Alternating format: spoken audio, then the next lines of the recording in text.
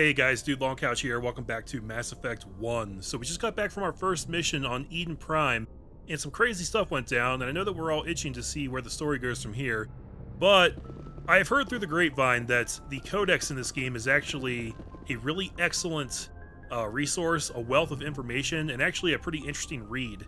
And since this Let's Play is all about just kind of like immersing ourselves in the world of Mass Effect, and really trying to soak in this atmosphere and just kind of absorb everything that the game has to offer, I kind of want to go through this Codex.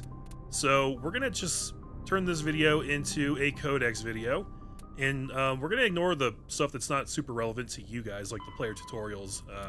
You know, we can scroll through that if we want. But we're going to read through all of the actual, text entries that just tell us about things. I don't know how long this is going to take. It could be very short, it could be very long, but regardless of how it's going to be, let's get started. Okay, so this is our profile. You were born on Earth, but you never knew your parents. A child of the streets, you learned to live by your wits and guts, surviving in the hidden underbelly of the megatropolises of humanity's homeworld. Eager to find a better life, you joined the Alliance military when you came of age. You were assigned to the campaign to rid the Skillian Verge of Batarian slavers and other criminal elements. The final battle came when Alliance forces laid siege to Torfan, a slaver base built miles below the surface of a desolate moon. The superiority of the human fleet was wasted in the assault on the underground bunker, but you led a corps of elite ground troops into the heart of the enemy base. Nearly 3/4 of your own squad perished in the vicious close-quarters fighting, a cost you were willing to pay to make sure not a single slaver made it out of Torfan alive.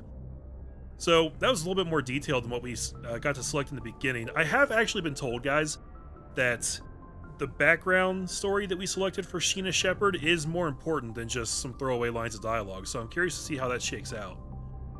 Alright, Citadel and Galactic Environment. Citadel Station Statistics. Although the Citadel is equipped with Mass Effect generating Element 0 cores, most of the gravity on the station is generated by the centrifugal force of rotation.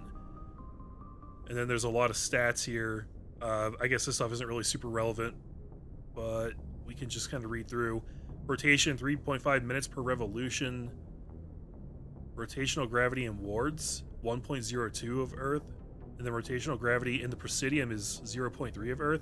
So in the wards it's pretty close, but in the Presidium it actually drops big time. So we'd be very floaty in the Presidium. Total length 44.7 kilometers. Diameter 12.8 kilometers. Population 13.2 million, not including keepers. Wow. So the Citadel Station is a place we haven't gone to yet. I do remember it from my original play of this game. I'm kind of surprised that we can read about it already. It's a massive area. It'll come into play very soon. Don't worry about that. Humanity and the Systems Alliance. What did that say? The Alliance is the government and military of humanity beyond Sol. Okay. 2069, Armstrong Outpost at Shackleton Crater becomes the first human settlement on Luna. It is formally founded on July 24th, the 100th anniversary of the first lunar landing. So from where we are today, this is like exactly 50 years in the future almost. That's crazy. Starting at that time frame. And then we jump ahead about 34 years? My mental math is terrible. Don't make fun of me if that was wrong. In 2103, Lowell City in Eos Chasma becomes the first human settlement on Mars. So by 2103, we've colonized Mars. Then, 34 years after that, Eldfell Ashland Energy Corporation demonstrates helium-3 fuel extraction from the atmosphere of Saturn. Sounds important for some reason. 5 years after that, construction of Gagarin Station Jump Zero begins beyond the orbit of Pluto. Ooh, that's pretty far out there. Hey, this was written back when Pluto was still a real planet, wasn't it? 2148. Prospectors discover the Prothean ruins at Prometheus Planum on Mars. Prometheus? I'm gonna go with Prometheus. No, I'm gonna go with Prometheus. Prometheus Planum, whatever the hell that is.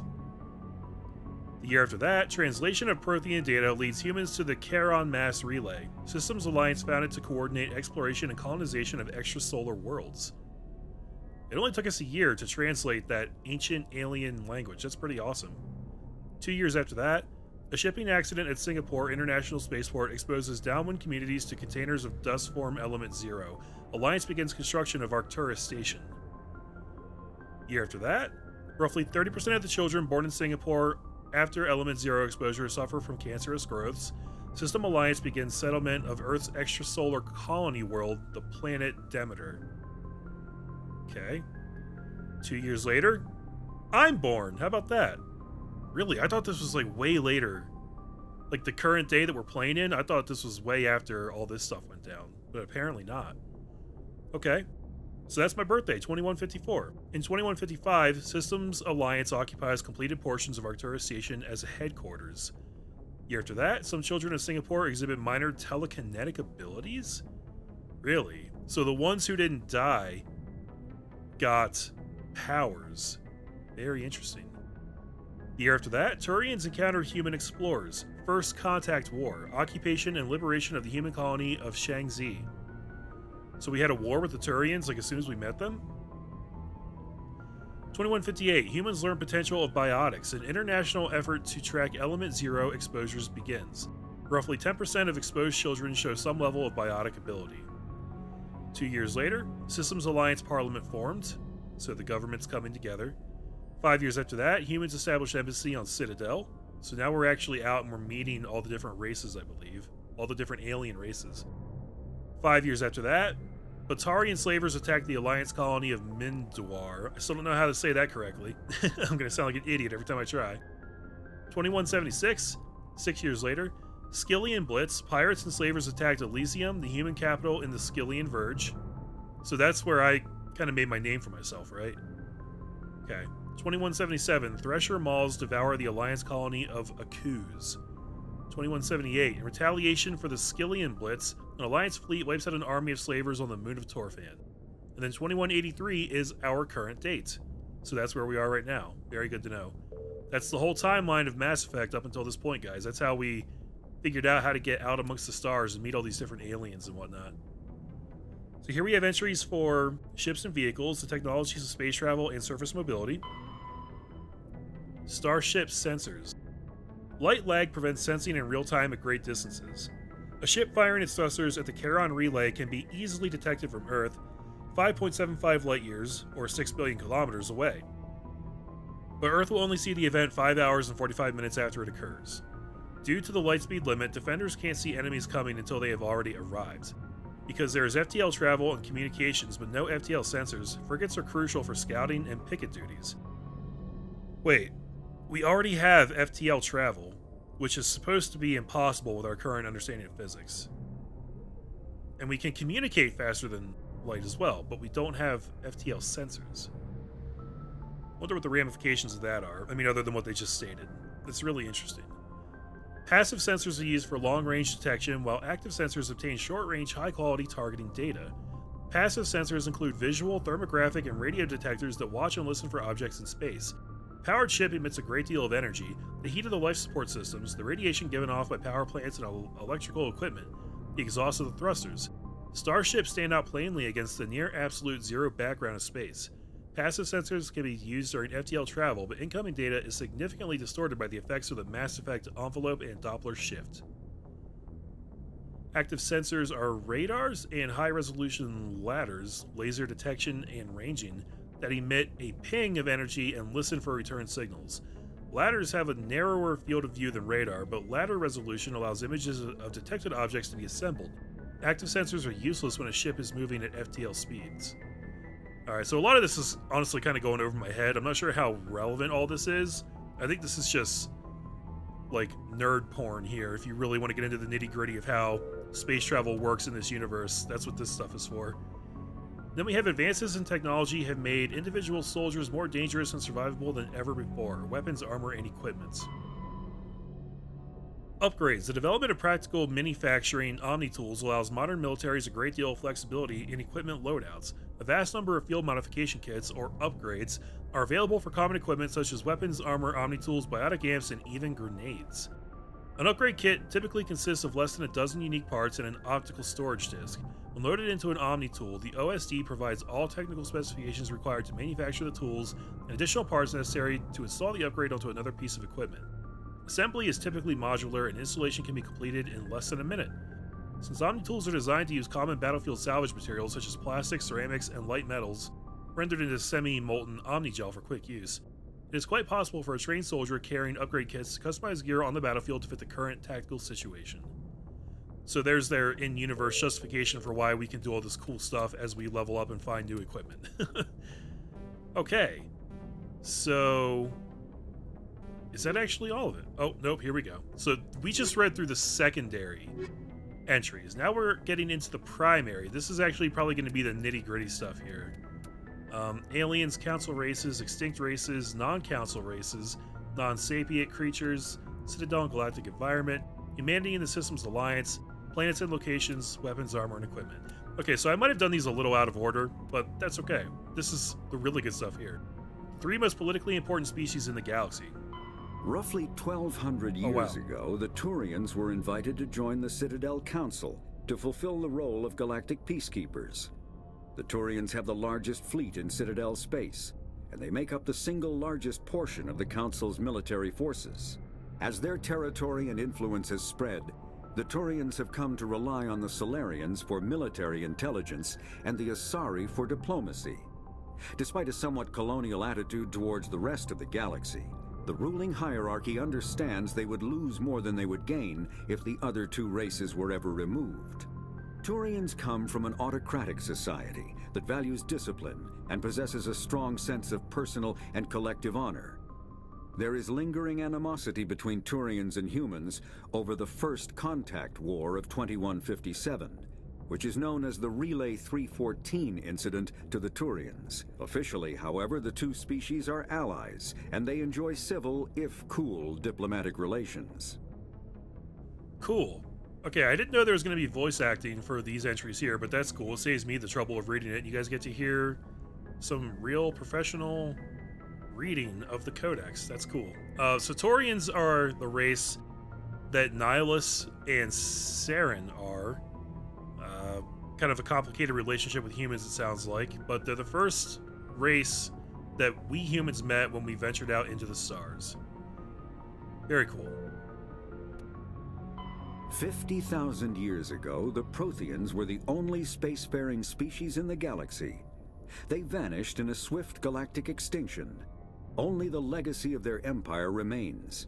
They are believed to have built the mass relays and the Citadel, which have allowed numerous species to explore and expand throughout the galaxy. Prothean ruins are found on worlds across the galaxy. While surprisingly intact for their age, functioning examples of Prothean paleotechnology are rare. Time and generations of looters have picked their dead cities and derelict stations clean. Some believe the Protheans meddled in the evolution of younger races. The Hanar homeworld of Kajay, for example, shows clear evidence of former Prothean occupation. The presence of a former Prothean observation post on Mars has caused a rebirth of interventionary evolutionists among humans. These individuals believe the god myths of ancient civilizations are misremembered encounters with aliens. Misremembered encounters with aliens. That's so interesting. Huh. Okay, so, are these the only entries in here? Roughly 1,200 years ago, the Turians were invited to join the... Yeah, I think they are, because they're showing as red now. Okay. That's kind of weird. I guess they'll keep adding to these as we find new species in the game, but for now there's only a handful of entries in each category. That's fine with me, though. So, alien non-council races, spacefaring species without the political power to set galactic policy. The Geth are a humanoid race of networked AIs. They were created by the Quarians 300 years ago as tools of labor and war. When the Geth showed signs of self-evolution, the Quarians attempted to exterminate them. The Geth won the resulting war. This example has led to legal, systematic repression of artificial intelligences in galactic society. The Geth possess a unique distributed intelligence. An individual has rudimentary animal instincts, but as their numbers and proximity increase, the apparent intelligence of each individual improves. In groups, they can reason, analyze situations, and use tactics, as well as any organic race. Geth space is located at the trailing end of the Perseus Arm, beyond the lawless Terminus systems. The Perseus Veil, an obscuring dark nebula of opaque gas and dust, lies between their space and the Terminus systems. Right, so these guys are basically Terminators, but they're networked, which makes them really, really dangerous because they're just constantly sharing their intelligence and the evolution of their processes, I guess. And they could be like the biggest existential threat to the galaxy because they're just going to keep improving, right? They don't have like a hard cap on evolution like humans seem to. Well, any organic race, I guess you would say. Not even really a hard cap, but just like a cap on the rate of evolution, right? We can't just give ourselves psionic powers. Well, maybe in this universe we can, because I guess we've done something similar already. But probably still not at the rate that the Geth can. I don't know, it's weird. Alright. Moving on here. After the Geth secure a location, they round up and impale dead and living bodies on mechanical spikes. The spikes rapidly transform these victims into withered husks, extracting water and trace minerals, and replacing them with cybernetics. The cybernetics reanimate the lifeless flesh and tissue, transforming the bodies into mindless killing machines. Some Alliance soldiers refer to the husk-generating spikes as dragon's teeth, a reference to the mythological berserkers who sprang up from the earth wherever the teeth of the dragon Eris were planted. Dragon's teeth and husks bear little resemblance to other pieces of Geth technology. No one is sure why a synthetic race would bother to drain the minuscule amount of recoverable resources from organic corpses, though the value of reusing them as shock troops is obvious. Yeah, that's kind of really unsettling. That picture there of a husk. It's like a space robot zombie. We've already encountered them. That's what we had to fight at that one area on Eden Prime, and I don't know, they weren't terribly difficult, but they'll probably keep evolving as we go, right?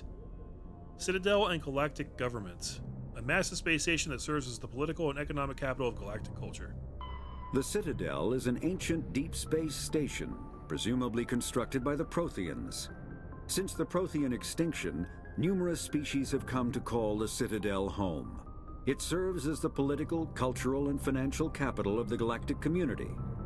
To represent their interests, most species maintain embassies on the Presidium, the Citadel's inner ring. The Citadel Tower in the center of the Presidium holds the Citadel Council Chambers. Council affairs often have far-reaching effects on the rest of the galactic community. 5 arms, known as the Wards, extend from the Presidium. Their inner surfaces have been built into cities, populated by millions of inhabitants from across the galaxy. The Citadel is virtually indestructible. If attacked, the station can close its arms to form a solid, impregnable shell. For as long as the station has existed, an enigmatic race called the Keepers has maintained it. Sounds like a really interesting place. We're going to get to see that pretty soon, I think. Alright, Spectres. Spectres are agents from the Office of Special Tactics and Reconnaissance, and answer only to the Citadel Council. They are elite military operatives, granted the authority to deal with threats to peace and stability in whatever way they deem necessary. They operate independently or in groups of 2 or 3. Some are empathetic peacekeepers, resolving disputes through diplomacy. Others are cold-blooded assassins, ruthlessly dispatching problem individuals. All get the job done one way or another, often operating outside the bounds of galactic law. The Spectres were founded after the Solarians joined the Council. For many years they operated in secrecy as backroom problem solvers. Only after the Krogan rebellions did their activities become publicized. Assignment of a Spectre is less contentious than a military deployment, but makes it clear that the Council is concerned about a situation. Yeah, I like the little description they had in there of the different ways that Spectres can operate. One of them is kind of like a paragon, you might say, but the other is sort of like a renegade. And this is the second time I think that they mentioned the Solarians, but I don't know what they are yet, if that's a race or something else altogether. Humanity and the Systems Alliance. The Alliance is the government and military of humanity beyond Sol. So that means, like, outside of our own solar system, I believe. Humanity's first contact with an alien race occurred in 2157. At that time, the Alliance allowed survey fleets to activate any dormant mass relays discovered, a practice considered dangerous and irresponsible by Council-aligned races. When a Turian patrol discovered a human fleet attempting to activate a relay, they attacked. One human vessel survived, retreating to the colony of Shanxi. The Turians followed, quickly defeating the local forces. Shanxi was occupied, the first and to date only human world to be conquered by an alien species. The Turians believed the handful of ships they defeated represented the bulk of human defenses, so they were unprepared when the Second Fleet, under Admiral Castany Drescher, launched a strong counteroffensive, evicting them from Shanxi. The Turians mobilized for full-scale war, drawing the attention of the rest of the galaxy. The Council quickly intervened, forcing a truce. Fortunately for humanity, the First Contact War was ended with a diplomatic solution. That is a good thing. I really wonder how that would have played out if it hadn't ended diplomatically. Like, if we had just seen the war through, who would have won? The way they describe it here, it kind of makes it sound like the Turians really didn't even try diplomacy. It's like they just immediately got pissed off that we tried to activate that relay and didn't even really try to talk to us about it. They just took it as an act of aggression when I guess we really didn't know any better at the time, did we? I don't know. The Systems Alliance is an independent supranational government representing the interests of humanity as a whole. The Alliance is responsible for the governance and defense of all extrasolar colonies and stations. The Alliance grew out of the various national space programs as a matter of practicality. Sol's planets had been explored and exploited through piecemeal national efforts. The expense of colonizing entire new solar systems could not be met by any one country. With humans knowing that alien contact was inevitable, there was enough political will to jointly fund an international effort. Still, the Alliance was often disregarded by those on Earth until the First Contact War. While the national governments dithered and bickered over who should lead the effort to liberate Shanxi, the Alliance fleet struck decisively. Post-war public approval gave the Alliance the credibility to establish its own parliament and become the galactic face of humanity. This dude's voice reminds me so much of the guy from Starship Troopers. Would you like to know more? Planets and locations. The Milky Way galaxy contains 200 to 400 billion stars, most with a host of planets. That is factually correct. The terminus systems are located on the far side of the Attican Traverse, beyond the space administered by the Citadel Council or claimed by the Human Systems Alliance. It is populated by a loose affiliation of minor species, united only in their refusal to acknowledge the political authority of the Council or adhere to the Citadel Conventions. Their independence comes at a price. The terminus is fraught with conflict. War among the various species is common, as governments and dictators constantly rise and fall. The region is a haven for illegal activities, particularly piracy and the slave trade. At least once a year, a fleet from the terminus invades the nearby Attican Traverse. These attacks are typically small raids against poorly defended colonies. The Council rarely retaliates, as sending patrols into the terminus systems could unify the disparate species against their common foe, triggering a long and costly war. Interesting. So the terminus systems are basically the lawless wasteland on the edge of the galaxy, kind of like the Outer Rim, I guess. Oh, I guess I don't actually know where it's physically located, but that's how I'm going to think of it. And the Council doesn't really ever try to establish order there because it's just not worth it, I guess. Cool, I'll have to remember that. Okay, last one here, guys. Weapons, armor, and equipment. Advances in technology have made individual soldiers more dangerous and survivable than ever before. Combat hard suits use a dual-layer system to protect the wearer. The inner layer consists of fabric armor with kinetic padding. Areas that don't need to be flexible, such as the chest or shins, are reinforced with sheets of lightweight, ablative ceramic. The outer layer consists of automatically generated kinetic barriers.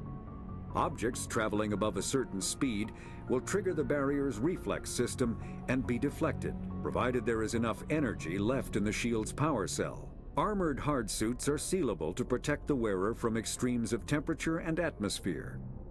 Standard equipment includes an onboard mini-frame and a communications, navigation, and sensing suite. The mini-frame is designed to accept and display data from a weapon's smart targeting system to make it easier to locate and eliminate enemies. Neat, so it automatically syncs up with your weapon, which would explain the UI of the game. Not that you really needed to, but it's cool that they did. Kinetic barriers, more commonly called shields, provide protection against most mass accelerator weapons. Whether on a starship or a soldier's suit of armor, the basic principle remains the same.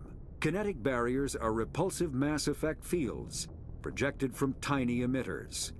These shields safely deflect small objects traveling at rapid velocities. This affords protection from bullets and other dangerous projectiles, but still allows the user to sit down without knocking away their chair. The shielding afforded by kinetic barriers does not protect against extremes of temperature, toxins, or radiation. So it doesn't do that stuff. It does a lot of cool stuff, but it's not foolproof. Good to know, good to know. Wow, okay, we got through them all, guys. That took about as long as I was hoping, honestly. I didn't know what to expect, but yeah. So I think we'll probably try to keep up with that as we unlock new entries as we keep playing. I don't want to have to like sit down and do a Codex video every 5 episodes or whatever, so we'll probably just try to keep up with it as we go. We'll see how it goes. You guys know me. I fly by the seat of my pants. So yeah, that was cool. We got a lot of good info there, a lot of good backstory, some flavor text on the universe and the way things operate around here, and I'm feeling good. I'm quite enjoying this game so far, guys. This is good stuff. So okay, when we come back, we will continue on and go explore the Normandy some more and talk to some other fools on the ship and see what we can get into. All right, thanks for watching, guys. See you then. Take care.